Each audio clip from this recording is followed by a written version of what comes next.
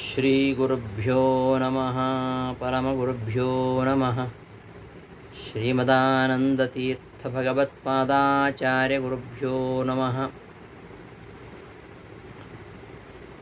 ಅಪಾದಮೌಳಿಪರ್ಯಂతం ಗುರುಣಾಂ ಆಕೃತಿಂ ಸ್ಮರೇತ್ ತೇನ ವಿಘ್ನಾಃ ಪ್ರಣಶ್ಯಂತಿ ಸಿದ್ಧ್ಯಂತಿ ಚ ಮನೋರಥಾಃ. ಆತ್ಮೀಯರೇ, ಪ್ರಾತಃಸಂಕಲ್ಪ ಗದ್ಯ ಪಾಠಕ್ಕೆ ಸುಸ್ವಾಗತ. ರಾಘವೇಂದ್ರ ಗುರು ಸಾರ್ವಭೌಮರು ಪ್ರಾತಃಸಂಕಲ್ಪ ಗದ್ಯದ ಆರಂಭದಲ್ಲಿ ಮುಖ್ಯಪ್ರಾಣದೇವರ ಮಹಿಮೆಯನ್ನು ಹೇಳ್ತಾ ಇದ್ದಾರೆ. ಅವರ ಮೂರನೆಯ ಅವತಾರಿಯಾಗಿರತಕ್ಕಂತಹ ಮಧ್ವಾಚಾರ್ಯರ ಬಗ್ಗೆ ಹೇಳ್ತಾ ಬರ್ತಿದ್ದಾರೆ. ದ್ವಾತ್ರಿಂಶಲ್ಲಕ್ಷಣೋಪೇತಾನಾಂ ತಥಾ ಸಮಗ್ರ ಗುರುರಕ್ಷಣ ಉಪೇತಾನಾಂ ಅಸಂಶಯಾನಾಂ ಪ್ರಸಾದಮಾತ್ರೇಣ ಸ್ವಭಕ್ತ ಅಶೇಷ ಸಂಶಯ ಕ್ಷೇತೃಣಾಂ. ಇಲ್ಲಿ ಎಲ್ಲರಿಗೂ ಮುಖ್ಯ ಗುರು ಯಾರು? ಬ್ರಹ್ಮಾಂತ ಗುರವಃ ಸಾಕ್ಷಾತ್. ನಮಗೆ ವಿದ್ಯೋಪದೇಶ ಮಾಡಿದಂತಹ ಗುರುಗಳಿಂದ ಆರಂಭಿಸಿ ಚತುರ್ಮುಖ ಬ್ರಹ್ಮನವರೆಗೆ ಎಲ್ಲರೂ ನಮಗೆ ಗುರುಗಳೇ. ಎಲ್ಲ ಗುರುಗಳಲ್ಲಿ ಮುಖ್ಯ ಗುರುವಾಗಿರತಕ್ಕವರು ಚತುರ್ಮುಖ ಬ್ರಹ್ಮದೇವರು. ಅವರಲ್ಲಿರ್ತಕ್ಕಂತಹ ಎಲ್ಲ ಗುಣಗಳು ಮಧ್ವಾಚಾರ್ಯರಲ್ಲಿ ಇವೆ ಅಂತ ಹೇಳ್ತಾ ಇದ್ದಾರೆ. ಇಲ್ಲಿ ಯಾವ ಆ ಗುಣಗಳು? ದ್ವಾತ್ರಿಂಶಲ್ಲಕ್ಷಣೋಪೇತಾನಾಂ ಸಮಗ್ರ ಗುರುಲಕ್ಷಣೋಪೇತಾನಾಂ ಅಸಂಶಯಾನಾಂ ಪ್ರಸಾದಮಾತ್ರೇಣ ಸ್ವಭಕ್ತ ಅಶೇಷ ಸಂಶಯ ಕ್ಷೇತೃಣಾಂ. ದ್ವಾತ್ರಿಂಶತ್ ಲಕ್ಷಣ, ದ್ವಾತ್ರಿಂಶತ್ ಅಂದರೆ 32 ಲಕ್ಷಣಗಳಿಂದ ಕೂಡಿದವರಾಗಿದ್ದಾರೆ. ಆಮೇಲೆ ತಥಾ ಹಾಗೆಯೇ ಸಮಗ್ರ ಗುರುಲಕ್ಷಣೋಪೇತಾನಾಂ ಸಕಲ ಗುರುಲಕ್ಷಣಗಳಿಂದ, ಗುರುಗಳಲ್ಲಿ ಏನೇನಿರಬೇಕು ಲಕ್ಷಣ, ಆ ಎಲ್ಲ ಲಕ್ಷಣಗಳಿಂದ ಕೂಡಿದವರಾಗಿದ್ದಾರೆ. ಅಸಂಶಯಾನಾಂ, ಯಾವ ಸಂದೇಹ ಇಲ್ಲ ಅವರಿಗೆ. ಅಸಂಶಯಾನಾಂ, ಸಂದೇಹರಹಿತಾನಾಂ ಅಂತ ಅರ್ಥ. ಯಾವ ಸಂದೇಹವೂ ಇಲ್ಲ ಅವರಿಗೆ, ಸಂದೇಹರಹಿತಾನಾಂ. ಆಮೇಲೆ ಪ್ರಸಾದ ಮಾತ್ರೇಣ ಸ್ವಭಕ್ತ ಅಶೇಷ ಸಂಶಯ ಕ್ಷೇತೃಣಾಂ. ಕೇವಲ ಅನುಗ್ರಹದಿಂದಲೇ ತಮ್ಮ ಎಲ್ಲ ಭಕ್ತರ ಎಲ್ಲ ಸಂಶಯಗಳನ್ನು ಪರಿಹಾರ ಮಾಡ್ತಕ್ಕಂಥವರು. ಅವರ ಅನುಗ್ರಹ ಇದ್ದರೆ ಸಾಕು, ನಮ್ಮ ಎಲ್ಲ ಸಂಶಯಗಳು ಪರಿಹಾರವಾಗುತ್ತೆ.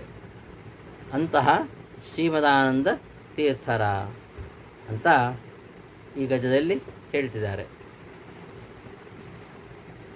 ಒಬ್ಬ ಸದ್ಗುರುವಿನಲ್ಲಿರಬೇಕಾಗಿರತಕ್ಕಂತಹ ಆ 32 ಸಲ್ಲಕ್ಷಣಗಳು ಕೂಡ ಈ ಅವರ ದೇಹದಲ್ಲಿ ಇವೆ, ಮಧ್ವಾಚಾರ್ಯ ದೇಹದಲ್ಲಿ ಇವೆ. ಸದ್ಗುರುವಿನ ಮುಖ್ಯ ಲಕ್ಷಣವಾಗಿರತಕ್ಕಂಥದ್ದು ಯಾವುದು ಅಂದರೆ ಯಾವ ಸಂಶಯ ಇರಬಾರದು. ಗುರುಗಳಿಗೆ ಯಾವ ಸಂಶಯ ಇರಬಾರ್ದು. ಅಸಂಶಯ ಸಂಶಯ ಸ್ಥಿತಿ. ತನಗೆ ಯಾವ ಸಂಶಯ ಇರಬಾರ್ದು. ಬೇರೆಯವರ ಸಂದೇಹವನ್ನು ಪರಿಹಾರ ಮಾಡತಕ್ಕಂತಹ ಸಾಮರ್ಥ್ಯ ಇರಬೇಕು. ಅದನ್ನಲ್ಲಿ ಅಸಂಶಯಾನಾಂ ಅಂತ ಹೇಳಿದ್ದು. ಇವರಲ್ಲಿ ಯಾವ ಸಂಶಯ ಇಲ್ಲ, ಸಂಶಯ ಜ್ಞಾನವೇ ಅವರಲ್ಲಿ ಇಲ್ಲ, ನಿಸ್ಸಂಶಯ ಜ್ಞಾನ ಇದೆ. ಮತ್ತು ಯಾರು ತನ್ನನ್ನು ಆಶ್ರಯಿಸ್ತಾರೋ ಅಂತಹ ಭಕ್ತರ ಸಕಲ ಸಂಶಯಗಳನ್ನು ಪರಿಹಾರ ಮಾಡಬೇಕು. ಅವರಿಗೆ ನಿಶ್ಚಯಾತ್ಮಕವಾಗಿರತಕ್ಕಂತಹ ಜ್ಞಾನವನ್ನು ಕೊಡಬೇಕು. ಅಂತಹ ಕೆಲಸವನ್ನು ಮಧ್ವಾಚಾರ್ಯ ಮಾಡ್ತಾ ಇದ್ದಾರೆ. ಗುರು ಅಂದರೆ ಹಾಗೆ, ಅಸಂಶಯ ಸಂಶಯಚ್ಛಿತಿ ಗುರುರುಕ್ತೋ ಮನೀಷಿಭಿ ತಸ್ಮಾತ್ ಬ್ರಹ್ಮ ಗುರುರ್ಮುಖ್ಯ ಸರ್ವೇಷಾಮೇವ ಸರ್ವದಾ. ಎಲ್ಲರಿಗೂ ಮುಖ್ಯ ಗುರು ಯಾರು ಅಂದರೆ ಬ್ರಹ್ಮದೇವರು. ಯಾಕೆಂದರೆ ಅವರು ನಿಸ್ಸಂಶಯವಾಗಿರತಕ್ಕಂತಹ ಜ್ಞಾನವುಳ್ಳವರು. ಶಿಷ್ಯರ ಎಲ್ಲ ಸಂದೇಹಗಳನ್ನು ಪರಿಹಾರ ಮಾಡತಕ್ಕಂಥವರು. ಅಂಥವರೇ ನಿಜವಾದ ಗುರು. ಅಂತಹ ಗುರುವಿನ ಲಕ್ಷಣ ಏನಿದೆ ಬ್ರಹ್ಮನಲ್ಲಿ ಇರತಕ್ಕಂತಹ ಲಕ್ಷಣ ಅದು ವಾಯುದೇವರಲ್ಲಿ ಕೂಡ ಇದೆ. ಏನು 32 ಲಕ್ಷಣ? 32 ಲಕ್ಷಣಗಳು ಯಾವುವು? ಷಣ್ಣವತ್ಯಂಗುಲೋ ಯಸ್ತು ನ್ಯಗ್ರೋಧ ಪರಿಮಂಡಲ ಸಪ್ತಪಾದ ಚತುರ್ಹಸ್ತ ದ್ವಾತ್ರಿಂಶಲ್ಲಕ್ಷಣೈರುತಃ. 32 ಲಕ್ಷಣಗಳಲ್ಲಿ ಏನೇನಿದೆ, ಏನೇನಿರಬೇಕು? 32 ಲಕ್ಷಣ ಇರಬೇಕಾದ್ರೆ ಹೇಗಿರಬೇಕು ಅಂದರೆ, ಅವ ಆಪಾದ ಮಸ್ತಕ 96 ಅಂಗುಲ ಎತ್ತರ ದೇಹ ಉಳ್ಳವನಾಗಿರಬೇಕು. 96 ಅಂಗುಲ ಲೆಕ್ಕ ಹಾಕ್ಕೊಳ್ಳಿ, ಇಂಚಿಗೆಲ್ಲ ಎಷ್ಟಾಗತ್ತೆ ಅಂತ ಇಂಚ ಪ್ರಕಾರ. ಮತ್ತು ದೇಹದ ಸುತ್ತಳತೆ 48 ಅಂಗುಲ ಇರಬೇಕು. ಈ ತರಹ ಲಕ್ಷಣ ಇರತಕ್ಕಂಥವ್ರು ಯಾರು ಅಂದರೆ ಬ್ರಹ್ಮದೇವರು ಒಬ್ಬರೇ ಅಂತ ಹೇಳೋದು. ವಾಯುರ್ಹಿ ಬ್ರಹ್ಮತಾಮೇತಿ ತಸ್ಮಾತ್ ಬ್ರಹ್ಮಯವ ಸಸ್ಮೃತಃ. ವಾಯುದೇವರೇ ಬ್ರಹ್ಮ ಪದವಿಯನ್ನು ಹೊಂದುವರಾದ್ದರಿಂದ ಅವರನ್ನು ಬ್ರಹ್ಮ ಅಂತ ಕರೀತಾರೆ. ಅಂತಹ ವಾಯುದೇವರ ಅವತಾರವೇ ಮಧ್ವಾಚಾರ್ಯರು. ಅವರಲ್ಲಿ ಈ ಎಲ್ಲ ಲಕ್ಷಣಗಳು ಇವೆ. ಅದನ್ನು ಹೇಳ್ತಾರೆ ಮುಂದೆ ಯಾವುದ್ಯಾವುದದು ಅಂತ. ಲಕ್ಷಣಶಾಸ್ತ್ರದಲ್ಲಿ 32 ಲಕ್ಷಣ. ಪಂಚದೀರ್ಘ, ಪಂಚಸೂಕ್ಷ್ಮ, ಸಪ್ತರಕ್ತ, ಷಡುನ್ನತಃ, ತ್ರಿಪೃಥು,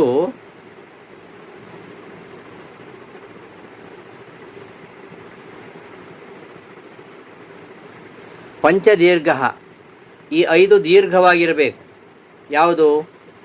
ಭುಜ, ನೇತ್ರ, ನಮ್ಮ ಹನು ಮತ್ತು ಜಾನು, ನಖ, ಇವುಗಳು ದೀರ್ಘವಾಗಿರಬೇಕು. ನಖ ದೀರ್ಘವಾಗಿ ಬಂದರೆ ಉದ್ದವರು ಬಿಡಬೇಕಂತ ಅರ್ಥ ಅಲ್ಲ. ನಮ್ಮ ಬೆರಳಿನಲ್ಲಿ ಆ ನಖದ ಪ್ರಮಾಣ ಉಂಟಲ್ಲ, ಅದು ದೀರ್ಘವಾಗಿರಬೇಕು. ಭುಜ, ನೇತ್ರ, ಹನು, ಜಾನು, ನಖ, ಈ 5 ದೀರ್ಘವಾಗಿರಬೇಕು. ಪಂಚದೀರ್ಘ ಅಂದರೆ ಈ 5 ದೀರ್ಘವಾಗಿರಬೇಕು. ಪಂಚಸೂಕ್ಷ್ಮ 5 ಯಾವುದು ಅಂದರೆ ತ್ವಕ್, ಕೇಶ, ಬೆರಳು, ದಂತ, ಅಂಗುಳಿ ಪರ್ವ. ಅಂಗುಳಿ ಪರ್ವ ಅಂದರೆ ಈ ನಮ್ಮ ಅಂಗೈಯಲ್ಲಿ ಮಧ್ಯ ಮಧ್ಯೆ ಪರ್ವಗಳಿವೆಯಲ್ಲ, ಗೆರೆಗಳು, ಅವುಗಳಿಗೆ ಪರ್ವ ಅಂತ ಹೇಳ್ತಾರೆ. ಆ ಗೆರೆಗಳ ಮಧ್ಯ ಭಾಗ, ಒಂದು ಬೆರಳಿನಲ್ಲಿ 3 ಇರುತ್ತೆ ನೋಡಿ ಅದು. ಅವೆಲ್ಲ ಸೂಕ್ಷ್ಮವಾಗಿರಬೇಕು. ತ್ವಕ್, ಚರ್ಮ, ಕೇಶ, ಬೆರಳು, ದಂತ, ಅಂಗುಲಿ ಪರ್ವಗಳು, ಈ 5 ಸೂಕ್ಷ್ಮವಾಗಿರಬೇಕು. ಪಂಚಸೂಕ್ಷ್ಮ. ಸಪ್ತರಕ್ತ, ಈ 7 ಕೆಂಪಾಗಿರಬೇಕು ಅಂತ. ಯಾವ್ಯಾವ್ದು ಕೆಂಪಾಗಿರಬೇಕು? ಅಂಗೈ ಕೆಂಪಾಗಿರಬೇಕು, ಅಂಗಾಲು ಕೆಂಪಾಗಿರಬೇಕು. ಇರುವುದಿಲ್ಲ, ನಮ್ಮದು ಬೆಳ್ಳಗೆ ಇರುತ್ತೆ, ಎಲ್ಲ ಕಪ್ಪಗಿರುತ್ತೆ, ಕೆಂಪಗಿರಬೇಕು ಅಂಗೈ, ಅಂಗಾಲು. ಆಮೇಲೆ ಕಣ್ಣಿನ ಕೊನೆ, ಕಣ್ಣಿನ ಕುಡಿ ಅಂತಾರಲ್ಲ, ಅದು ಕೆಂಪಗಿರಬೇಕು. ಇಡೀ ಕಣ್ಣು ಕೆಂಪಿರೋದಲ್ಲ, ಅದು ನಿದ್ರೆ ಮಾಡಿದರೆ ಹಾಗಿರುತ್ತದು. ಕಣ್ಣು ಕುಡಿ ಮಾತ್ರ ಕೆಂಪಿರಬೇಕು. ಮತ್ತು ತಾಲು ಅಂದರೆ ನಮ್ಮ ಬಾಯಿ ಒಳಗಿನ ಮೇಲ್ಭಾಗ, ತಾಲು ಅಂತ ಹೇಳ್ತೇವೆ. ಈ ಅಕ್ಷರ ಉಚ್ಚರಿಸುವುದು ಆ ತಾಲುವಿನಿಂದ, ಹಾಗಾಗಿ ಅದು ಕೆಂಪಾಗಿರಬೇಕು. ಮತ್ತು ನಮ್ಮ ನಾಲಿಗೆ, ಕಿರುನಾಲಿಗೆ ಅಂತಾರಲ್ಲ ಅದು. ಮತ್ತು ಅಧರ್ವಷ್ಟ, ಕೆಳಗಿನ ತುಟಿ ಕೆಂಪು ಇರಬೇಕು, ಸ್ವಾಭಾವಿಕವಾಗಿ ಕೆಂಪು ಇರಬೇಕು, ಲಿಪ್ಸ್ಟಿಕ್ ಹಚ್ಚಿ ಅಲ್ಲ.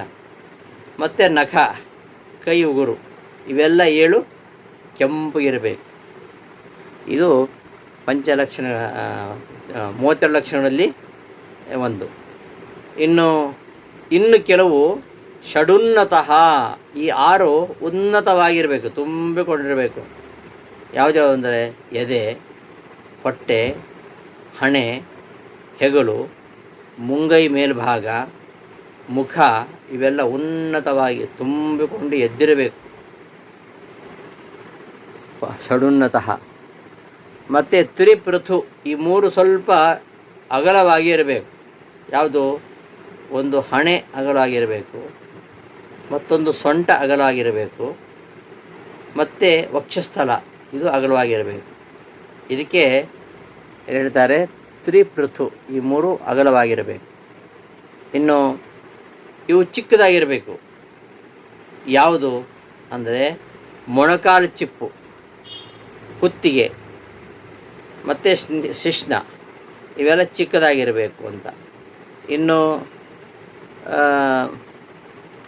ತ್ರಿಷು ಗಂಭೀರ, ಹೀಗೆ ಇವೆಲ್ಲ 32 ಲಕ್ಷಣದಲ್ಲಿ ಬರ್ತವೆ. ಲಕ್ಷಶಾಸ್ತ್ರ ಇದ್ರ ಬಗ್ಗೆ ತುಂಬ ವಿವರವಾಗಿ ಹೇಳ್ತಾರೆ. ಇಂತಹ 32 ಲಕ್ಷಣಗಳು ಆಚಾರ್ಯರಲ್ಲಿ ಇವೆ. ಇವುಗಳಿರುವಂಥದ್ದು ಬ್ರಹ್ಮದೇವರಲ್ಲಿ ಮಾತ್ರ. ಆಚಾರ್ಯರಲ್ಲಿವೆ ಅಂದರೆ ಅವರೇ ಮುಂದೆ ಭಾವಿ ಬ್ರಹ್ಮರಾಗಲಿಕ್ಕಿರುವಂಥದ್ದು. ಪ್ರಸಾದ ಮಾತ್ರೇಣ ಸ್ವಭಕ್ತ ಅಶೇಷ ಸಂಶಯ ಕ್ಷೇತ್ರೋಣಾಂ. ಅವರ ಅನುಗ್ರಹ ಆದರೆ ಸಾಕು. ಗುರುಗಳ ಪ್ರಸಾದ, ಗುರುಪ್ರಸಾದೋ ಬಲವಾನ್, ಶಿಷ್ಯರ ಎಲ್ಲ ಸಂಶಯ ಪರಿಹಾರ ಆಗುತ್ತೆ. ಆದ್ದರಿಂದ ಈ ಗುರುಗಳನ್ನು ನಾವು ಮೆಚ್ಚಿಸ್ಕೊಳ್ಬೇಕು, ಅವ್ರನ್ನ ಪ್ರಸನ್ನಗೊಳಿಸಬೇಕು. ಆಗ ವಿದ್ಯೆ ಬರುತ್ತೆ. ಅಂತಹ ಗುರುಪ್ರಸಾದದಿಂದ ಮಾತ್ರ ದೊರೆಯುವಂಥದ್ದು ವಿದ್ಯೆ. ಅದಕ್ಕೋಸ್ಕರ ಆಚಾರ್ಯವಾನ್ ಪುರುಷೋ ವೇದ, ಗುರುಪ್ರಸಾದ ಬಲವಾನ್ ನತಸ್ಮಾತ್ ಬಲವತ್ತರಃ ಅಂತೆಲ್ಲ ಹೇಳಿದ್ದಾರೆ. ಇಂತಹ ಗುರುಪ್ರಸಾದವನ್ನು ನಾವು ಜ್ಞಾನ ಗಳಿಸಬೇಕಾದ್ರೆ ಪ್ರಬಲವಾಗಿರತಕ್ಕಂತಹ ಸಾಧನ. ಅದಕ್ಕೋಸ್ಕರವಾಗಿ ಗುರುಗಳ ಅನುಗ್ರಹವನ್ನು ಗಳಿಸಬೇಕು ಅಂತ ಇದರ ಅಭಿಪ್ರಾಯ.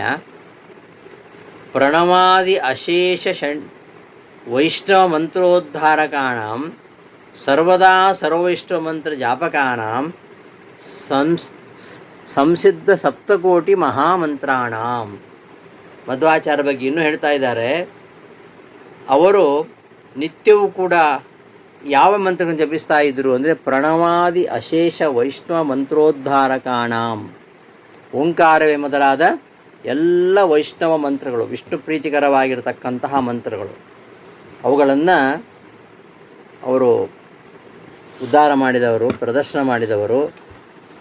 ಅವುಗಳನ್ನು ಹೇಗೆ ನಾವು ಜಪಿಸಬೇಕು ಎಂಬುದನ್ನು ಶಾಸ್ತ್ರಗಳಲ್ಲಿ ತೋರಿಸಿಕೊಟ್ಟವರು.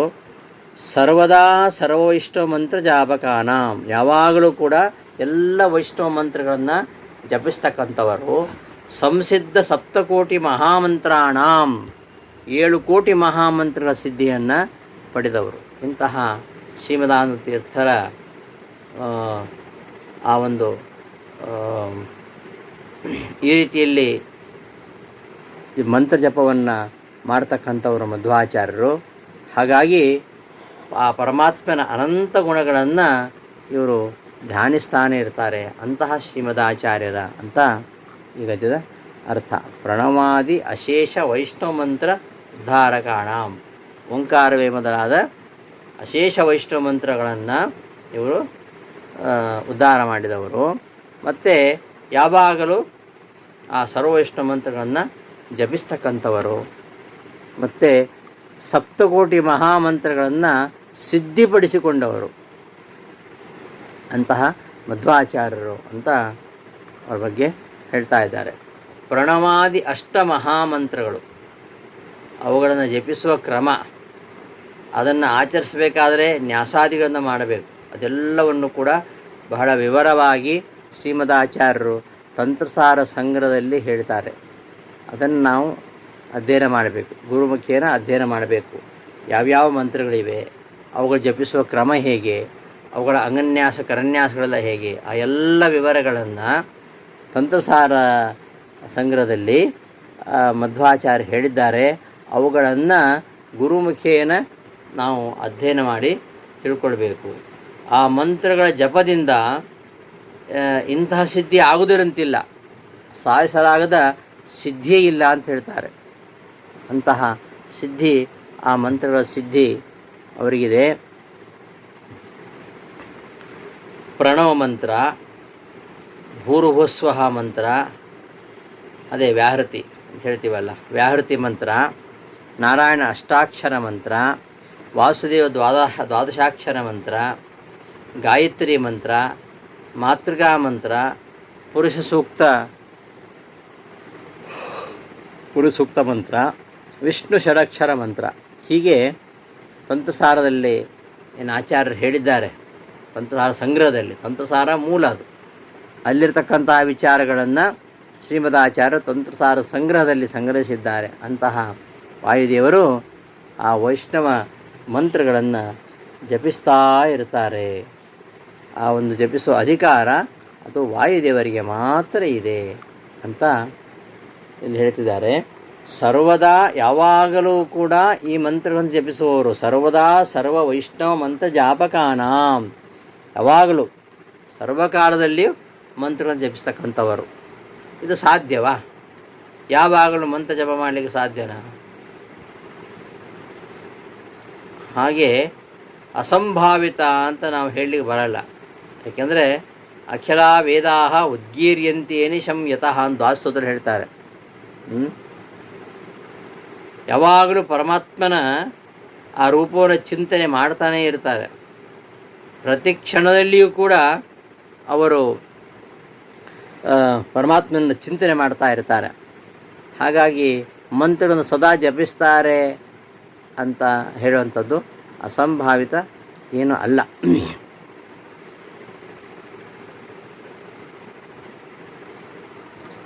ಇಷ್ಟು ವಿಚಾರ ಈ ಒಂದು ಗದ್ಯದಲ್ಲಿ ಇದೆ. ಆದರೆ ವಾಯುದೇವರು ಯಾವಾಗಲೂ ಹೇಗೆ ಜಪಿಸ್ತಾರೆ ಇದನ್ನು? ಸರ್ವದಾ ಸರ್ವಮಂತ್ರ ಜಾಪಕಾನಾಂ ಅಂತ ಹೇಳ್ತಿದ್ದಾರೆ. ಯಾವಾಗಲೂ ಎಲ್ಲ ಮಂತ್ರ ಜಪಿಸೋದು ಹೇಗೆ ಅಂದರೆ ಅದು ಮಧ್ವಾಚಾರ್ಯರಿಗೆ ಸಾಧ್ಯ ಇದೆ ಅಂತ. ಎಷ್ಟು ಬಾರಿ ಅವರು ಆ ಭಗವಂತನ ರೂಪವನ್ನು ನೋಡ್ತಾ ಇದ್ದರೂ ಕೂಡ ಒಂದು ಅಪೂರ್ವತೆ ಅವರಲ್ಲಿ ಕಾಡ್ತಾ ಇರ್ತದೆ ಆ ಪರಮಾತ್ಮನ ರೂಪದಲ್ಲಿ. ಹಾಗಾಗಿ ಅವರು ಯಾವಾಗಲೂ ಈ ಜಪವನ್ನು ಮಾಡ್ತಾರೆ ಅನ್ನೋದು ನಮ್ಮಂಥವರ ಕಲ್ಪನೆಗೆ ನಿಲುಕುವುದಿಲ್ಲ. ಆದರೆ ಅವರು ಯಾವಾಗಲೂ ಭಗವಂತನನ್ನು ನೋಡ್ತಾ ಇದ್ದಾರೆ, ಭಗವಂತನ ಜಪ ಮಾಡ್ತಾ ಇದ್ದಾರೆ. ನಹಿ ಹರಿಂ ಸತತಂ ನನ್ನ ಮತ್ಯಸೌ ನಚನ ಪಶ್ಯತಿ ನಾಪಿನ ವಂದತೆ ಅಪಿ ತಥೇತಿ ವಿಧಾಯ ವಿಶೇಷತಃ ಸನನು ಸಾಧು ಜನಾನು ಸಮಕ್ಷೆ ಶಿಕ್ಷೆಯತು ಎಂಬುದಾಗಿ ಮಧ್ವಾಚಾರ್ಯರ ಮಧ್ವಿಜದಲ್ಲಿ ನಾರಾಯಣ ಪಂಡಿತಾಚಾರ್ಯ ಹೇಳ್ತಾರೆ. ಅವರು ಯಾವಾಗಲೂ ಕೂಡ ಪರಮಾತ್ಮನ ನಿರಂತರ ಕಾಣ್ತಾ ಇರ್ತಾರೆ. ತನ್ನ ಪರಮ ಶುದ್ಧವಾಗಿರತಕ್ಕಂಥ ಹೃತ್ಕಮಲದಲ್ಲಿ ಸರ್ವದಾ ಅನಂತ ರೂಪಗಳನ್ನು ಚೆನ್ನಾಗಿ ಕಾಣ್ತಾ ಇರ್ತಾರೆ. ಹಾಗಿರುವಾಗ ಅವರಿಗೆ ಇದು ಅಸಾಧ್ಯ ಏನಲ್ಲ. ಅಂತಹ ಮಧ್ವಾಚಾರ್ಯರು ಭಗವತಿ ಭಕ್ತಿತಿಶಯೇನ ಭಗವದ್ ಉಪಾಸನಾರ್ಥಂ ಸ್ವೇಚ್ಛೆಯಾ ಗೃಹೀತ ರೂಪಾಣಂ, ಭಗವಂತನ ಅನಂತ ರೂಪಗಳಲ್ಲಿ ತಮಗಿಷ್ಟವಾದ ರೂಪಗಳನ್ನು ಸಾಕ್ಷಾತ್ಕಾರ ಮಾಡ್ಕೋತಾ ಇರ್ತಾರೆ. ಅಂತಹ ರೂಪಗಳಲ್ಲಿ ಅತ್ಯಂತ ಭಕ್ತಿಯಿಂದ ಅವರು ಧ್ಯಾನ ಮಾಡ್ತಾ ಇರ್ತಾರೆ ಎಂಬುದನ್ನು ಈ ಗದ್ಯದಲ್ಲಿ ನಿರೂಪಣೆ ಮಾಡ್ತಾರೆ. ಭಗವತಿ ಷಡ್ಗುಣೈರ್ಯ ಪೂರ್ಣನಾಗಿರ್ತಕ್ಕಂಥ ಷಡ್ಗುಣೈಶ್ವರ್ಯ ಪೂರ್ಣನಾಗಿರ್ತಕ್ಕಂತಹ ಪರಮಾತ್ಮನಲ್ಲಿ ಭಕ್ತತಿಶಯೇನ ಭಕ್ತಿಯ ಆಧಿಕ್ಯದಿಂದ ಭಗವದ್ ಉಪಾಸನಾರ್ಥಂ ಭಗವಂತನನ್ನು ಧ್ಯಾನಿಸಲಿಕ್ಕಾಗಿ ಸ್ವೇಚ್ಛೆಯ ಗೃಹೀತ ರೂಪಾಣಂ ತಮ್ಮ ಇಚ್ಛಾನುಸಾರವಾಗಿ ಸ್ವೀಕರಿಸಲ್ಪಟ್ಟ ಭಗವಂತನ ರೂಪಗಳುಳ್ಳವರಾದ ಅಂತ ನಿರಂತರವಾಗಿ ಹರಿಯ ಧ್ಯಾನ ಅವರು ಮಾಡ್ತಾ ಇರ್ತಾರೆ. ಆ ಒಂದು ಜ್ಞಾನದಿಂದ ಅವರು ಆ ಭಗವನ್ಮೂರ್ತಿಯನ್ನು ಅವರು ನಿರಂತರ ಧ್ಯಾನಿಸ್ತಾ ಇರ್ತಾರೆ, ನೋಡ್ತಾ ಇರ್ತಾರೆ. ಈಗ ವಾಯುದೇವರಿಗೆ ಏನೆಂದರೆ ಭಗವಂತನ ಅನಂತ ರೂಪಗಳು, ಅನಂತ ಗುಣಗಳು, ಅದನ್ನು ಚಿಂತಿಸ್ತಕ್ಕಂತಹ ಸಾಮರ್ಥ್ಯ ಅವರಿಗಿದೆ, ಖಂಡಿತವಾಗಿಯೂ ಇದೆ. ಅವರು ಕ್ಷಣ ಕ್ಷಣಕ್ಕೂ ಕೂಡ ಆ ಭಕ್ತಿಯಿಂದ ಆ ಭಗವಂತನ ಧ್ಯಾನವನ್ನು ನಿರಂತರವಾಗಿ ಮಾಡ್ತಾನೆ ಇರ್ತಾರೆ. ಅಂತಹ ನಾವು ನೋಡಿದ್ದೇವೆ ಹನುಮದವತಾರದಲ್ಲಿ ಅವರು ಯಾವಾಗಲೂ ರಾಮನನ್ನು ನೋಡ್ತಾ ಇದ್ದವರು. ಅಂತಹ ರಾಮನ ಮುಖ ಈಗಲೂ ನೆನಪಾಗತ್ತೆ ಅಂತ ಹೇಳ್ತಾರೆ. ಅಂತಹ ಪೂರ್ಣಾನಂದಸ್ಯ ರಾಮಸ್ಯ ಸಾನುರಾಗಾವಲೋಕನಂ ಅಂತ ಹೇಳ್ತಾರೆ. ಆ ಹನುಮನಾಗಿದ್ದಾಗ ರಾಮದೇವರು ಎಷ್ಟೊಂದು ಪ್ರೀತಿಯಿಂದ ಹನುಮಂತನ ನೋಡ್ತಾ ಇದ್ದರು. ಆ ಒಂದು ದೃಶ್ಯವನ್ನು ನೆನಪಿಸ್ಕೊಳ್ತಾರೆ ಮಧ್ವಾಚಾರ್ಯರು. ಅಂದರೆ ಆ ಹನುಮದವತಾರದಲ್ಲಿ ನೋಡಿದಂತಹ ರೂಪ ಅದನ್ನು ಈಗಲೂ ನಿರಂತರ ಅವರು ಚಿಂತಿಸ್ತಾ ಇದ್ದಾರೆ ಅಂತ ಅರ್ಥ. ಹೀಗೆ ಯಾವಾಗಲೂ ಭಗವಂತ ರೂಪವನ್ನು ಚಿಂತಿಸುವಂಥದ್ದು, ಯಾವಾಗಲೂ ಮಹಾಮಂತ್ರಗಳನ್ನು ಜಪಿಸುವಂಥದ್ದು ಇದು ಅಸಂಭಾವಿತ ಏನು ಅಲ್ಲ. ಇಂತಹ ಮಧ್ವಾಚಾರ್ಯರ ಇನ್ನೂ ಕೆಲವು ಗುಣಗಳನ್ನು ಮುಂದಿನ ಗದ್ಯದಲ್ಲಿ ನಿರೂಪಿಸ್ತಾರೆ. ಅದನ್ನು ನಾವು ಮುಂದಿನ ಪಾಠದಲ್ಲಿ ನೋಡೋಣ ಅಂತ ಹೇಳ್ತಾ ಈ ದಿನದ ಪಾಠವನ್ನು ಸಮಾಪ್ತಿಗೊಳಿಸ್ತೇನೆ. ಶ್ರೀಕೃಷ್ಣ ಅರ್ಪಣಮಸ್ತು. ಧನ್ಯವಾದಗಳು.